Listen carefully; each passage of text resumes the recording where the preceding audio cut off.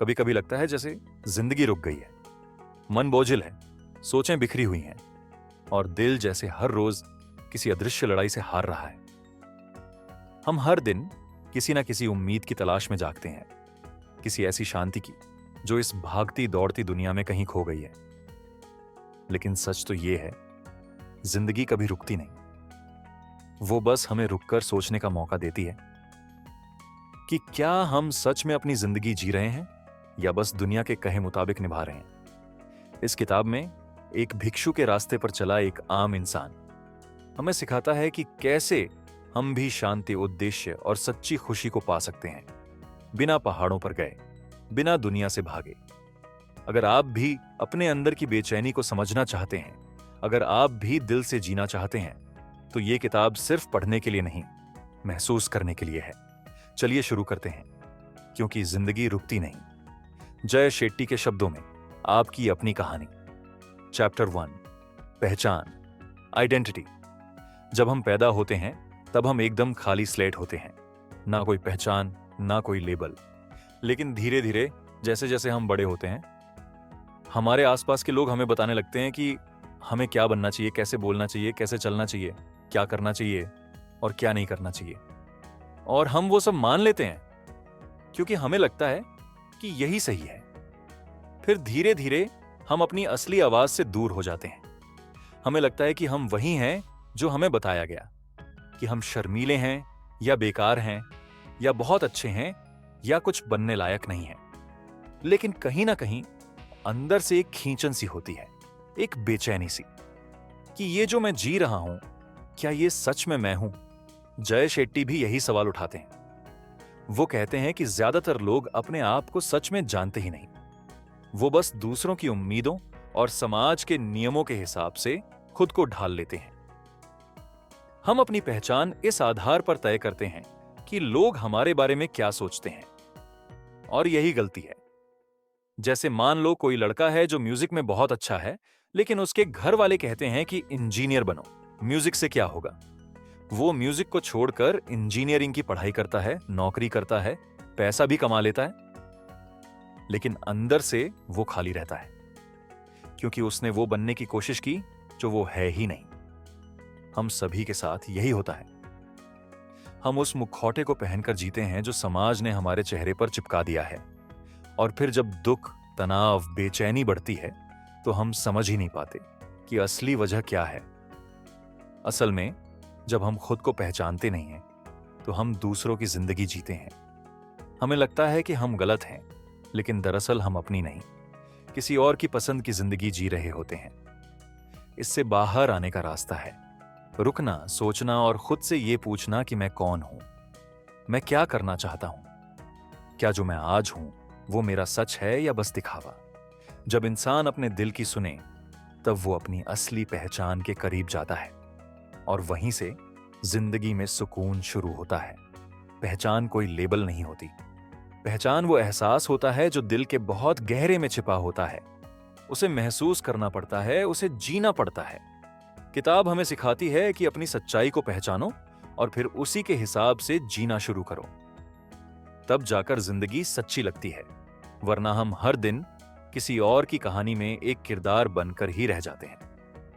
अगर आप अपनी बेचैनी को खत्म करना चाहते हैं तो दूसरों की आवाज को थोड़ा धीमा करो और अपनी अंदर की आवाज को सुनो, क्योंकि वहीं से आपकी असली पहचान शुरू होती है।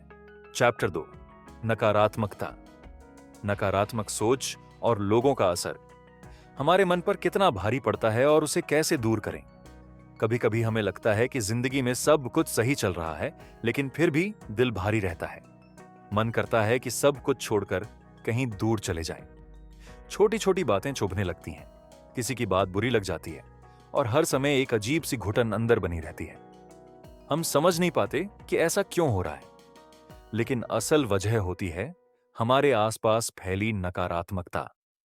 हमारे जीवन में हर रोज ऐसे लोग मिलते हैं जो खुद भी परेशान होते हैं और दूसरों को भी नीचे गिराने की कोशिश करते हैं। कोई हमें ताना मारता है, कोई हमारी गलती निकालता है, कोई हमारे सपनों का मजाक उड़ाता है, और धीरे धीरे ये सब बातें हमारे मन में घर कर जाती हैं। हम खुद पर भरोसा खोने लगते हैं। सोचने लगते हैं कि शायद सच में हम किसी काम के नहीं हैं। जय शेट्टी इस चैप्टर में कहते हैं कि नकारात्मकता कोई एक दिन में नहीं आती, ये धीरे धीरे झर की तरह हमारे अंदर फैलती है। जैसे जैसे हम बार बार नेगेटिव बातों को सुनते हैं या सोचते हैं, वैसे वैसे हमारा आत्मविश्वास कमजोर होने लगता है। हम दुनिया को एक डर, गुस्से और असुरक्षा की नजर से देखने लगते हैं। कभी कभी ये नकारात्मकता हमारे अपने घर से शुरू होती है। मान लो कोई लड़का है जिसे हर वक्त यह सुनने को मिलता है कि तू कभी कुछ नहीं कर पाएगा, तेरा क्या होगा, पढ़ाई में ध्यान नहीं है, तुझसे कुछ नहीं होगा। धीरे धीरे वो बच्चा इन बातों को सच मानने लगता है और फिर चाहे वो कितना भी अच्छा करे, उसे लगता है कि वो काफी नहीं है। ऐसे में नकारात्मकता का असर सिर्फ सोच तक सीमित नहीं रहता, वो हमारे रिश्तों में, हमारे फैसलों में और यहां तक कि हमारे शरीर में भी उतरने लगती है। स्ट्रेस, एंग्जाइटी, थकान, ये सब उसके नतीजे हैं। लेकिन इसका इलाज भी है। सबसे पहले ये पहचानो कि कौन सी बातें तुम्हारे मन में जहर भर रही हैं, कौन से लोग, कौन से विचार, कौन सी यादें तुम्हें पीछे खींच रही हैं, और फिर उनसे धीरे धीरे दूरी बनानी शुरू करो। हर बार जब कोई तुम्हें नीचे गिराने की कोशिश करे तो खुद से एक बात कहो, क्या यह बात मेरी सच्चाई है या सिर्फ किसी और की राय? यह फर्क समझना बहुत जरूरी है। जय शेट्टी कहते हैं कि ध्यान, मेडिटेशन, खुद से बात करना और पॉजिटिव एनर्जी के साथ रहना, ये 3 चीजें हमें नकारात्मकता से बाहर निकाल सकती हैं। जब हम अपने मन को साफ करते हैं तो हम फिर से खुद को देख पाते हैं, जैसे धूल हटने के बाद आईना साफ हो जाता है। अगर आप भी हर समय अंदर ही अंदर टूटते रहते हैं तो रुकिए, अपने आसपास और अंदर फैली नेगेटिव सोच को पहचानिए, क्योंकि जब तक हम उसे बाहर नहीं करेंगे तब तक हमारे अंदर का सुकून भी बाहर नहीं आएगा। सच तो यह है कि नकारात्मकता कभी खत्म नहीं होती, लेकिन हम ये तय कर सकते हैं कि हम उसे अपने मन में जगह देंगे या नहीं, और यही फर्क तय करता है कि हम हर दिन टूटते हैं या धीरे धीरे खुद को जोड़ते हैं। चैप्टर 3, फियर, डर। डर को समझना, स्वीकार करना और उससे ऊपर उठने के व्यावहारिक उपाय। डर एक ऐसी चीज है जो हमारे हर फैसले, हर सोच और यहां तक कि हमारे रिश्तों को भी चुपचाप चलाता है। हम रोज कई काम इसलिए नहीं करते क्योंकि अंदर से कोई ना कोई डर हमें रोकता है। क्या होगा अगर लोग क्या कहेंगे? अगर मैं फेल हो गया तो? अगर मुझे छोड़ दिया गया तो? और हम सोचते हैं कि यह डर बस हमारी कमजोरी है, लेकिन सच्चाई कुछ और है। जय शेट्टी बताते हैं कि डर एक बुरी चीज नहीं है। डर का काम है हमें सतर्क करना, खतरे से बचाना। लेकिन जब हम डर को समझे बिना ही उससे भागते हैं या उसे छुपाते हैं, तब ये हमारे ऊपर हावी होने लगता है। हम वही नहीं कर पाते जो हमें सबसे ज्यादा करना चाहिए, अपने दिल की सुनना। कभी कभी हमारा डर तजुर्बे से आता है। किसी ने हमें धोखा दिया तो अब हम किसी पर भरोसा नहीं कर पाते। कभी कोई सपना टूट गया तो अब नया सपना देखने में भी डर लगता है, और हम सोचते हैं अब मैं फिर से टूटना नहीं चाहता। एक लड़की है जिसकी पहले एक दोस्ती बहुत गहरी थी, लेकिन फिर वो रिश्ता टूट गया। अब जब कोई और उससे करीब आना चाहता है तो वो बार बार खुद को पीछे खींच लेती है। उसे डर लगता है कि फिर से वही दर्द ना दोबारा हो। लेकिन इस तरह वो ना उस पुराने दर्द से बाहर आ पाती है और ना ही नए रिश्ते को मौका दे पाती है। डर हमें बांध लेता है। वो हमें ऐसा बना देता है जैसे हम किसी अदृश्य जाल में फंस गए हों। हम ना आगे बढ़ पाते हैं, ना पीछे लौट पाते हैं। पर डर से भागने की जगह अगर हम उसे पहचानें और स्वीकार करें, तो वही डर हमें मजबूत बना सकता है।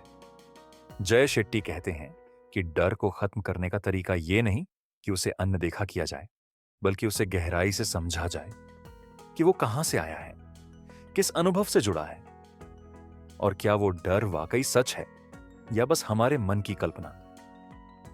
जब आप डर के पीछे छिपी असली वजह को समझ जाते हैं, तब आप उससे आजाद होने लगते हैं। जैसे अंधेरे कमरे में अगर आप लाइट जला दें तो डर गायब हो जाता है, क्योंकि अब आपको दिखने लगता है कि वहां कोई भूत नहीं है, बस एक परछाई थी। अगर किसी काम को करने में बहुत डर लग रहा है तो उस काम को छोटे छोटे हिस्सों में बांटो। एक छोटा कदम लो, फिर दूसरा, फिर तीसरा। धीरे धीरे डर कम हो जाएगा और एक दिन आप खुद को उस जगह खड़ा पाओगे जहां आपको कभी जाने में डर लगता था। डर से आजादी का मतलब ये नहीं कि डर कभी रहेगा ही नहीं। डर रहेगा, लेकिन अब वो आपको रोक नहीं पाएगा, क्योंकि अब आप उसे पहचानते हो, समझते हो और उससे ऊपर उठना सीख चुके हो। डर को तोड़ने का पहला कदम है उसे मान लेना। और जब आप ये कर लेते हैं तो वो डर आपके ऊपर से धीरे धीरे उतरने लगता है और उसके नीचे से एक नया आप बाहर आता है, ज्यादा मजबूत, ज्यादा साफ और ज्यादा जिंदा। चैप्टर 4, इंटेंशन, इरादा। हम जो भी करते हैं उसका इरादा क्या है? क्या ये हम दिखावे के लिए काम करते हैं या आत्मसंतोष के लिए? कई बार हम अपने आप से एक सीधा सवाल नहीं पूछ पाते कि हम जो भी कर रहे हैं उसका असली मकसद क्या है। क्या हम सच में उस काम को करना चाहते हैं या हम बस इसलिए कर रहे हैं ताकि लोग वाह वाह करें, तारीफ करें या ये कहें कि क्या बात है, कितना अच्छा कर रहे हो। जय शेट्टी इस चैप्टर में हमारे इरादे की गहराई को छूते हैं। वो कहते हैं कि कोई भी काम छोटा या बड़ा नहीं होता, फर्क सिर्फ इस बात से पड़ता है कि हम उसे किस नीयत से कर रहे हैं। आजकल सोशल मीडिया पर देखिए, लोग पूजा भी करें तो फोटो डालते हैं, खाना भी खिलाएं तो वीडियो बनाते हैं, किसी की मदद करें तो पहले कैमरा ऑन करते हैं। ऐसा नहीं है कि मदद नहीं हो रही, लेकिन इरादा बदल गया है। अब ध्यान दूसरों की सेवा पर नहीं, दिखावे पर है। और यही से शुरू होता है अंदर का खालीपन। बाहर से सब कुछ सही लगता है, लेकिन अंदर सुकून नहीं होता, क्योंकि जो काम सिर्फ दिखावे के लिए होता है वो दिल को तसल्ली नहीं देता। और जो काम दिल से होता है वो भले ही दुनिया को ना दिखे, लेकिन अंदर एक शांति देता है, एक जुड़ाव। जैसे मान लो एक लड़का है जो हर रोज मंदिर जाकर सेवा करता है, लेकिन मन ही मन चाहता है कि सब उसे महान कहें, उसकी तारीफ करें। और वहीं दूसरी ओर एक लड़की है जो हर हफ्ते कुछ गरीब बच्चों को चुपचाप पढ़ाने जाती है, बिना किसी को बताए। दोनों सेवा कर रहे हैं, लेकिन फर्क उनके इरादे में है। एक को चाहिए पहचान, दूसरे को चाहिए आत्मसंतोष। जय शेट्टी यही कहते हैं कि हमें हर काम से पहले खुद से पूछना चाहिए कि मैं ये क्यों कर रहा हूं। अगर जवाब ये आता है कि क्योंकि लोग देखेंगे, क्योंकि तारीफ मिलेगी, क्योंकि दूसरों से बेहतर दिखना है, तो फिर वो काम चाहे जितना अच्छा दिखे, उसके पीछे खोखलापन होगा। लेकिन अगर जवाब आता है कि क्योंकि इससे किसी का भला होगा, क्योंकि मुझे अंदर से अच्छा लगता है, क्योंकि ये मेरा मन है, तो फिर वही काम आपको अंदर से मजबूत बनाएगा। इरादे की शुद्धता ही असली शांति की कुंजी है, और ये कोई एक दिन में हासिल नहीं होती। ये हर दिन खुद से ईमानदारी से बात करके ही आती है। अगर जिंदगी में सुकून चाहिए तो काम को बदलने से ज्यादा इरादे को साफ करना जरूरी है। दुनिया चाहे ना जाने, लेकिन आपका दिल जानता है कि आप किस लिए जी रहे हो। असल में काम की कीमत उसके नतीजे से नहीं, उस नीयत से तय होती है जिससे वो किया गया। और जब नीयत साफ होती है तो धीरे धीरे जिंदगी भी साफ और सच्ची लगने लगती है। चैप्टर 5, पर्पस, उद्देश्य। जीवन का उद्देश्य कैसे खोजें? अपने अंदर के टैलेंट और सेवा की भावना को कैसे जोड़ें? हम सब अपने जीवन में किसी ना किसी चीज की तलाश में लगे रहते हैं। कभी पैसे, कभी प्यार, कभी पहचान। लेकिन जो सबसे अहम चीज होती है उसे हम अक्सर नजरअंदाज कर देते हैं। हम यहां क्यों हैं? इस सवाल से ज्यादा सच्चा और कोई सवाल नहीं है, और फिर भी ज्यादातर लोग पूरी जिंदगी इसे पूछ ही नहीं पाते। जय शेट्टी इस अध्याय में हमें धीरे से झकझोरते हैं। क्या हमने कभी रुककर खुद से पूछा है कि हम जो कर रहे हैं वो हमारा असली मकसद है भी या नहीं? क्या हम वही जिंदगी जी रहे हैं जो हमारे मन के मुताबिक है, या फिर वही जो हमें समाज, घर या हालात ने थमा दी है? अक्सर हम दूसरों की उम्मीदों के बोझ में दबकर अपने असली स्वभाव को खो बैठते हैं। एक लड़का जो बचपन से म्यूजिक में खो जाता था, उसे डॉक्टर बना दिया गया क्योंकि घर वाले यही चाहते थे। अब वो पैसे तो कमा रहा है, लेकिन हर सुबह वो उठता है एक बोझ के साथ, जैसे कुछ छूट गया है, जैसे वो किसी और की जिंदगी जी रहा है। यही अधूरापन होता है जब हम अपने असली उद्देश्य से दूर हो जाते हैं। जय कहते हैं कि हमारा उद्देश्य हमारी गिफ्ट और पैशन के बीच की जगह में छुपा होता है। यानी जो हम करना पसंद करते हैं और जिसमें हम अच्छे हैं, जब वो किसी और की मदद में लग जाए तो वहां से जीवन का असली मकसद जन्म लेता है। उद्देश्य का मतलब है कि जो चीज तुम्हें अंदर से जीवित कर दे वही किसी और के जीवन को आसान भी बना दे। यहां यह समझना जरूरी है कि उद्देश्य कोई बड़ी पोस्ट या दुनिया बदल देने वाला काम नहीं होता। कई बार एक मां का अपने बच्चे को अच्छे संस्कार देना ही सबसे बड़ा उद्देश्य बन जाता है। एक टीचर का किसी एक बच्चे का आत्मविश्वास बढ़ा देना यह भी उतना ही महान है। असली बात यह है कि हम अपने उस हिस्से को पहचानें जो दुनिया के शोर में दब गया है।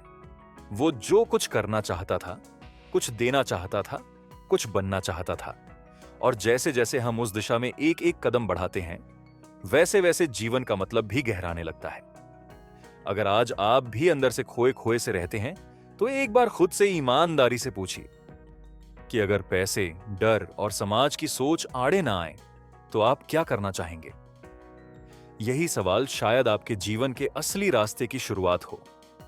जिंदगी का उद्देश्य कोई मंजिल नहीं, एक एहसास है, वो जो आपको सुबह उठने पर अंदर से जिंदा महसूस कराए। चैप्टर छात्स रूटीन, दिनचर्या। एक मोनक जैसी प्रोडक्टिव और शांत दिनचर्या कैसे बनाएं जो स्ट्रेस कम करे।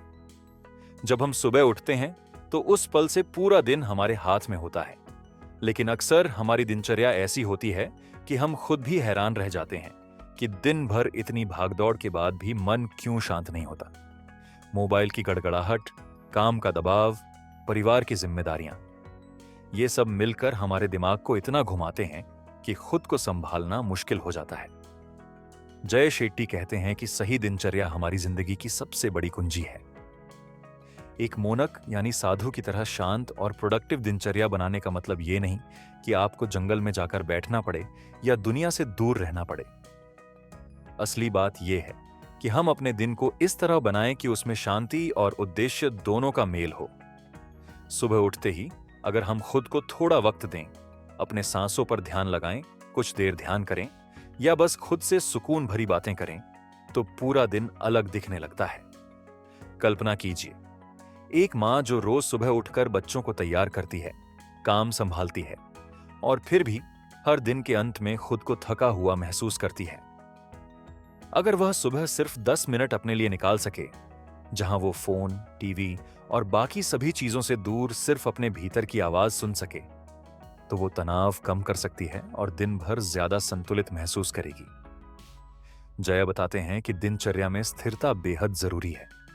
मतलब रोज एक ही समय पर सोना और उठना, थोड़ा शारीरिक व्यायाम करना, अच्छा खाना खाना और थोड़ी देर प्रकृति के बीच समय बिताना।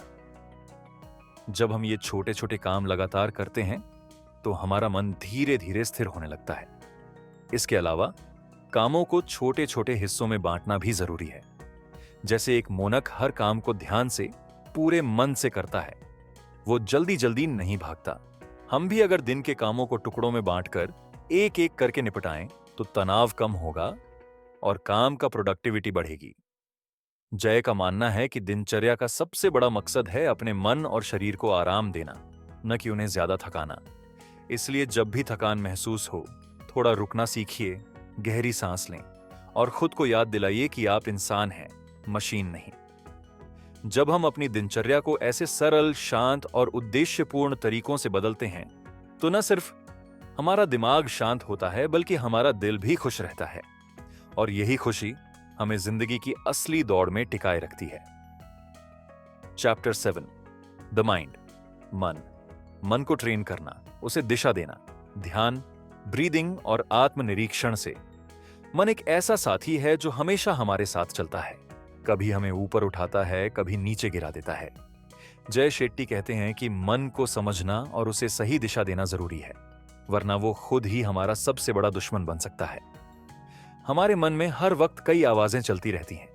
एक कहती है तुम कर सकते हो, तो दूसरी कहती है तुम असफल हो जाओगे। ये लड़ाई हमारे अंदर होती रहती है और जितना हम उस लड़ाई को अनदेखा करते हैं उतना ही वो तेज हो जाती है। इसीलिए मन को ट्रेन करना बहुत जरूरी है। जय बताते हैं कि मन को ट्रेन करने के लिए सबसे कारगर तरीका है ध्यान, यानी मेडिटेशन। ध्यान का मतलब सिर्फ बैठकर आंखें बंद करना नहीं है, बल्कि अपने विचारों को समझना और उन्हें शांति से देखने की कला सीखना है। जब हम ध्यान करते हैं तो हम अपने मन की आवाजों को सुनते हैं बिना किसी जजमेंट के। इससे हमारा मन शांत होता है और फोकस बढ़ता है। सांस पर ध्यान देना भी बहुत असरदार तरीका है। जब हम गहरी और धीमी सांस लेते हैं तो हमारा दिमाग और शरीर तुरंत रिलैक्स हो जाते हैं। चाहे काम में तनाव हो या रिश्तों में उलझन, सांसों को नियंत्रित करना हमें उस तनाव से ऊपर उठने में मदद करता है। अंत में आत्मनिरीक्षण यानी सेल्फ रिफ्लेक्शन बहुत जरूरी है।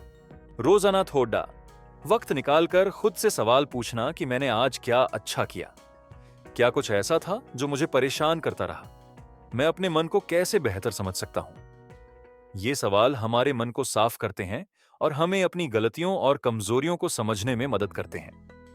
सोचिए, एक छात्र जो पढ़ाई में परेशान है, जब वो रोज ध्यान और सांसों पर ध्यान देता है तो उसका तनाव कम होता है और पढ़ाई में फोकस बढ़ता है। वो खुद को बेहतर समझ पाता है और धीरे धीरे बेहतर रिजल्ट देने लगता है। मन को ट्रेन करना आसान नहीं होता, लेकिन ये एक सफर है जिसे रोज थोड़ा थोड़ा करके पूरा किया जाता है। जब मन दोस्त बन जाता है तो जिंदगी के हर रंग में आनंद आता है। जय शेट्टी की ये सीख हमें बताती है कि मन को दिशा देना हमारे हाथ में है, बस हमें उसे समझना और प्यार करना सीखना होगा। चैप्टर 8, ईगो, अहंकार। अहंकार कैसे हमें पीछे खींचता है और विनम्रता कैसे हमें ऊपर उठाती है। अहंकार हमारे अंदर एक ऐसा जहरीला जहाज होता है जो हमें खुद के साथ साथ दूसरों से भी दूर ले जाता है। जय शेट्टी बताते हैं कि जब हमारा अहंकार बढ़ता है तो हम अपनी गलतियों को नहीं देखते, अपनी कमजोरियों को छुपाते हैं और दूसरों को कमतर समझने लगते हैं। ये अहंकार हमें एक ऐसा कोठरी में बंद कर देता है जहां हम अकेले रह जाते हैं और वहां से निकलना आसान नहीं होता।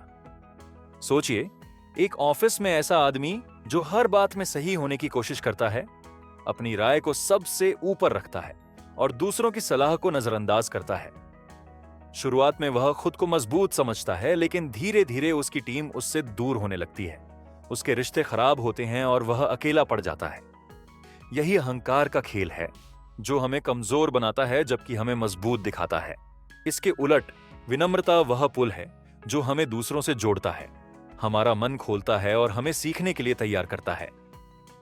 विनम्रता में हम अपनी गलतियों को स्वीकार करते हैं, दूसरों की राय सुनते हैं और अपने अंदर सुधार लाने को तैयार रहते हैं।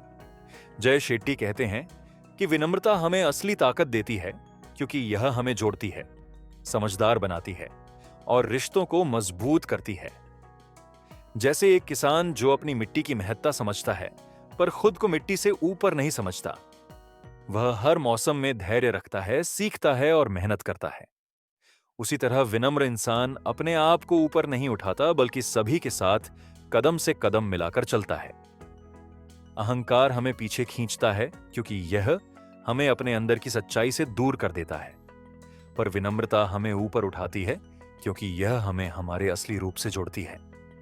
अगर हम अपने अहंकार को छोड़कर विनम्रता को अपनाएं तो न सिर्फ हमारे रिश्ते बेहतर होंगे बल्कि हमारा मन भी शांत और खुश रहेगा। यही जिंदगी की असली जीत है। चैप्टर 9, ग्रैटिट्यूड, कृतज्ञता। शुक्रगुजार होना मानसिक शांति और खुशी की कुंजी है। जब हम अपनी जिंदगी में जो कुछ भी है उसे लेकर सच में दिल से शुक्रगुजार होते हैं तो हमारे दिल और दिमाग दोनों में एक अनोखी शांति पैदा होती है। जय शेट्टी कहते हैं कि कृतज्ञता सिर्फ एक भाव नहीं बल्कि मानसिक शांति और खुशहाल जिंदगी की असली चाबी है। हम अक्सर अपने आसपास की छोटी छोटी खुशियों को नजरअंदाज कर देते हैं, जैसे सुबह की ठंडी हवा, परिवार की मुस्कान या किसी दोस्त की मदद। पर जब हम इन छोटी छोटी बातों के लिए दिल से धन्यवाद करते हैं तो हमारी सोच बदल जाती है। हमारी नजरें उन चीजों पर टिकती हैं जो हमारे पास हैं, न कि उन चीजों पर जो हम खो चुके हैं या जो हमें चाहिए। सोचिए, एक आदमी जो हमेशा जीवन में नाकामियों को देखकर दुखी रहता है, उसके दिल में निराशा छाई रहती है। लेकिन जब उसने रोजाना सुबह उठकर 3 चीजें लिखनी शुरू की जिनके लिए वह आभारी था, जैसे परिवार का प्यार, छत का होना और स्वास्थ्य, तो धीरे धीरे उसकी सोच और जिंदगी दोनों बदलने लगे। उसने अपनी खुशियों को गिनना शुरू किया और तनाव कम हो गया। जय शेट्टी बताते हैं कि कृतज्ञता से हमारी सोच सकारात्मक होती है, हमारा तनाव कम होता है और हम जिंदगी की चुनौतियों का सामना बेहतर तरीके से कर पाते हैं। कृतज्ञता हमें यह भी सिखाती है कि हम अकेले नहीं हैं, हमारे साथ कई लोग हैं जो हमारे लिए हैं और हमें उनसे जुड़कर खुश रहना है। जब हम हर दिन थोड़ा समय निकालकर उन बातों को याद करते हैं जिनके लिए हम शुक्रगुजार हैं, तो हमारा मन खुश रहता है और हमें असली संतोष की अनुभूति होती है। यह संतोष पैसा, पद या सफलता से नहीं मिलता, बल्कि उस सरल एहसास से आता है कि मेरे पास जो है वह मेरे लिए काफी है। इसलिए अगर आप भी चाहते हैं कि आपका मन शांत रहे और जिंदगी खुशहाल बने, तो रोजाना कृतज्ञता की प्रैक्टिस करें। यह छोटा सा कदम आपको एक नई ऊर्जा और मानसिक सुकून देगा जो किसी भी बाहरी चीज से बेहतर है। चैप्टर 10, रिलेशनशिप्स, रिश्ते। स्वस्थ रिश्ते कैसे बनाएं, सीमाएं कैसे तय करें और दूसरों को समझना कैसे सीखें। रिश्ते हमारे जीवन की सबसे बड़ी दौलत होते हैं, लेकिन उन्हें बनाए रखना उतना ही चुनौतीपूर्ण होता है जितना उन्हें पाना। जय शेट्टी हमें याद दिलाते हैं कि स्वस्थ रिश्तों की नींव समझदारी, सम्मान और सीमाओं पर टिकी होती है। हम अक्सर रिश्तों में इस सोच के साथ जाते हैं कि अगर मैं सब कुछ ठीक से करूंगा तो सब ठीक हो जाएगा। लेकिन रिश्ते दो तरफा रास्ता होते हैं, जहां हर व्यक्ति की अपनी जरूरतें, भावनाएं और सीमाएं होती हैं। जब हम अपनी सीमाओं को समझते हैं और उन्हें साफ साफ दूसरों के सामने रखते हैं, तो रिश्ता ज्यादा मजबूत और ईमानदार बनता है। सोचिए, एक परिवार में जहां एक सदस्य हमेशा अपने काम में व्यस्त रहता है और दूसरों से दूर रहता है, बाकी लोग उसकी दूरी को समझ नहीं पाते और मन में तकलीफ लेने लगते हैं। अगर वह सदस्य खुलकर बताता कि उसे कुछ वक्त अकेले में चाहिए, तो शायद सब कुछ बेहतर हो सकता था। यही सीमाएं हैं जो हमें खुद से जोड़ती हैं और दूसरों को भी हमारी जरूरतों को समझने देती हैं। जय शेट्टी कहते हैं कि दूसरों को समझने के लिए सबसे पहले हमें खुद को समझना होगा। जब हम अपने भावों, डर और उम्मीदों को जानते हैं, तभी हम दूसरों की भावनाओं को भी सही तरीके से समझ पाते हैं। इसके लिए सुनना बहुत जरूरी है, न केवल कान से बल्कि दिल से। जब हम ध्यान से सुनते हैं बिना किसी जजमेंट के, तो हम रिश्तों में एक नया विश्वास पैदा कर सकते हैं। रिश्तों में कभी कभी मतभेद होंगे, लेकिन उन्हें प्यार, सम्मान और सहानुभूति के साथ संभालना सीखना होगा। जय बताते हैं कि जब हम अपने दिल को खोलते हैं और सच्चाई से सामने वाले की भावनाओं को समझने की कोशिश करते हैं, तो रिश्ता गहरा और मजबूत हो जाता है। जब हम अपनी सीमाएं तय करते हैं, एक दूसरे की सुनते हैं और प्यार के साथ व्यवहार करते हैं, तो रिश्ते केवल साथ रहने का माध्यम नहीं, बल्कि हमारी जिंदगी को अर्थ देने वाला सहारा बन जाते हैं। यही स्वस्थ रिश्तों की असली ताकत है, जो हमें जीवन की हर चुनौती में सहारा देते हैं और हमें बेहतर इंसान बनाते हैं। चैप्टर 11, सर्विस, सेवा। दूसरों की सेवा कैसे हमारे जीवन को पूर्ण और आत्मिक रूप से समृद्ध बनाती है। हमारी जिंदगी में सेवा का मतलब सिर्फ दूसरों की मदद करना नहीं है, बल्कि ये एक गहरा अनुभव है जो हमारे अंदर की खाली जगहों को भर देता है। जय शेट्टी बताते हैं कि जब हम बिना किसी स्वार्थ के दूसरों की सेवा करते हैं, तो हमारी आत्मा एक नई ऊर्जा और शांति से भर जाती है। सोचिए, एक इंसान जो हमेशा अपने काम, परिवार और खुद की चिंताओं में उलझा रहता है, वह जब पहली बार किसी जरूरतमंद की मदद करता है, चाहे वो सिर्फ किसी बुजुर्ग को सड़क पार कराने में मदद हो या किसी बच्चे को पढ़ाने की छोटी सी कोशिश, तो उसे एक अजीब सी खुशी महसूस होती है। वह खुशी पैसे या वस्तुओं से नहीं खरीदी जा सकती, यह तो दिल से निकलती है। जय कहते हैं कि सेवा का असली मतलब है अपने अंदर के अहंकार को छोड़कर खुद को एक माध्यम बनाना, जिससे दूसरों की जिंदगी में कुछ अच्छा हो सके। जब हम सेवा करते हैं, तो हम अपने आप को भी पाते हैं, एक ऐसा हिस्सा जो पूरी दुनिया से जुड़ा हुआ है। सेवा हमें सिखाती है कि हम अकेले नहीं हैं, हमारी खुशियां और दुख सबका साझा हिस्सा है। जब हम दूसरों के लिए कुछ करते हैं, तो हमारे दिल में करुणा और समझदारी बढ़ती है। इससे न सिर्फ हम बेहतर इंसान बनते हैं, बल्कि हमारी जिंदगी में एक नया उद्देश्य और संतोष भी आता है। दूसरों की सेवा हमारे जीवन को पूर्ण बनाती है, क्योंकि यह हमें अपनी सीमाओं से बाहर निकलकर एक बड़ी तस्वीर देखने की क्षमता देती है। जय शेट्टी की यह सीख हमें याद दिलाती है कि असली समृद्धि हमारे दिल की गहराई में छुपी होती है और सेवा के रास्ते से ही हमें वह समृद्धि मिलती है। इसलिए अगर आप चाहते हैं कि आपकी जिंदगी में सुकून, खुशी और असली मकसद आए, तो सेवा को अपने जीवन का हिस्सा बनाइए। छोटी छोटी मदद से शुरुआत करें, क्योंकि यही कदम आपको अंदर से समृद्ध और पूरी तरह जिंदा महसूस कराएंगे। दोस्तों, ये सफर जहां हमने मिलकर आपकी जिंदगी को बेहतर बनाने के उन राजों से रूबरू कराया, यही तो असली बदलाव की शुरुआत है। याद रखिए, सिर्फ जानना ही काफी नहीं, उसे अपनी जिंदगी में उतारना जरूरी है। हर दिन एक नया मौका है अपने रिश्तों को मजबूत बनाने का, अपने मन को समझने का और अपनी सीमाओं को साफ करने का। अगर आप सचमुच अपनी जिंदगी में सकारात्मक बदलाव चाहते हैं, तो आज ही इन सीखों को अपनाइए और देखिए कैसे आपका संसार बदलता है। अपने अनुभव नीचे कमेंट में जरूर साझा करें, क्योंकि आपकी कहानी किसी और के लिए प्रेरणा बन सकती है। अगर आपको ये वीडियो पसंद आया हो तो लाइक और शेयर जरूर करें, ताकि और लोग भी इस ज्ञान से लाभान्वित हो सकें। और हां, हमारे चैनल को सब्सक्राइब करें, क्योंकि हम लाते रहेंगे आपके लिए ऐसे ही जिंदगी बदलने वाले विचार और कहानियां। चलिए, साथ मिलकर इस सफर को आगे बढ़ाते हैं, एक बेहतर, समझदार और खुशहाल जिंदगी की ओर। धन्यवाद।